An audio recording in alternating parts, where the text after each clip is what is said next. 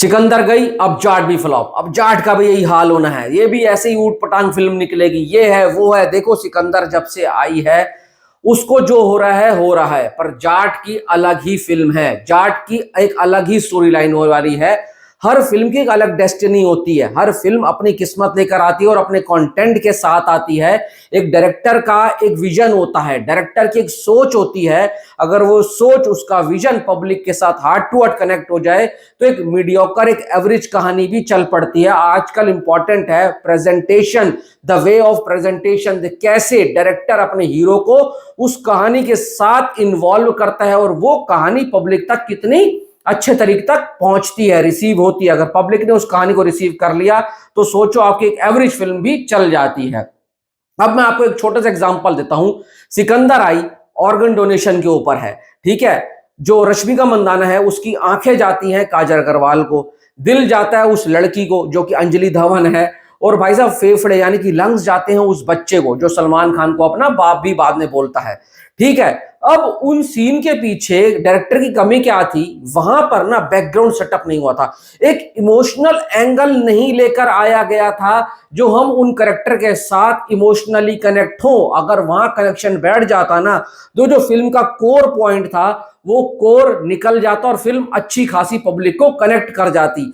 जाट के अंदर ये सब चीजें अगर हो गई, जिस हिसाब से ट्रेलर में दिखाया गया है, वो जो पुलिस वालों को मार रहा है और वो जो निर्दोष लोगों को मार रहा होता है, और वो बोलता है रणतुंगा की लंका है जहां पर किलोमीटर में नहीं नापा जाता, लाशों से भाई साहब इसकी लंबाई नापी जाती है। तो ये सब चीजें अगर सही तरीके से बैठ गई, और सनी देओल जो हाथ में पुलिस वाली को लेकर भाग रहा होता है, ये एक सोशल कॉज वाली फिल्म होने वाली है ये भी, और वो सिकंदर भी सोशल कॉज वाली फिल्म है। बट दोनों में डिफरेंस है, दोनों में अंतर है। अब कुछ लोगों का कहना है कि भाई जाट भी फ्लॉप होगी। देखो अभी हम कुछ नहीं कह सकते हैं, अभी तक जाट का जो भी एसेट आया है ना वो बहुत सॉलिड है, और इससे ये भी नहीं कह सकते हो कि अगर गदर 2 चली थी तो जाट चलेगी, ये भी कुछ नहीं कह सकते हो। गदर तो एक अलग ही फैन बेस के साथ था, उसका कल्ट फैन बेस है। वो फिल्म जब गदर 3 आएगी ना तो भी वो चलेगी, पर उसको एक अलग लेवल के ऊपर बनाना होगा। अगर मैं बात करूं गदर से टेक्निकली वाइज, गदर से भाई साहब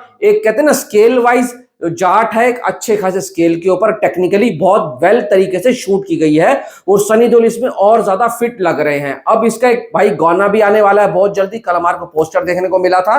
पर इतना कह सकते हैं जाट के लिए अब बेनिफिट होगा, क्योंकि सिकंदर अब 10 तारीख तक खत्म हो जाएगी, इसमें कोई दो राय नहीं है, इसमें कोई भी भाई साहब शुगर कोटिंग नहीं है। जिसने देख ली होगी देख लेगी। अगर सिकंदर बढ़िया निकलती, पब्लिक को पसंद आती, तो 10 तारीख तक सिकंदर की हवा जो है कम नहीं होनी थी, हवा भाई साहब उसकी और ज्यादा बढ़ती तो जाट के लिए मुसीबत होती है। अब सिकंदर जो इतनी वाइड रिलीज हुई है ना, उसकी स्क्रीन्स ऑटोमेटिकली 2-3-4 दिन बाद कम होने लग जाएंगी, और उसका फायदा मिलेगा जाट को।